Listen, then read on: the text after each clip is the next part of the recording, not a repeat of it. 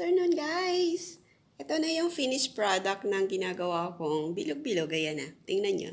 Yan. O, diba?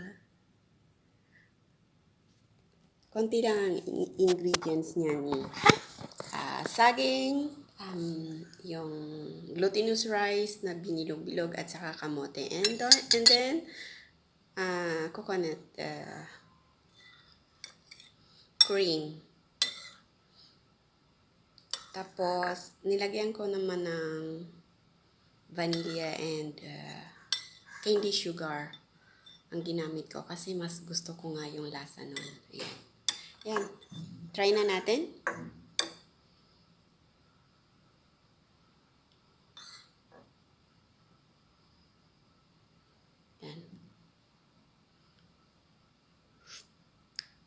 Ayan.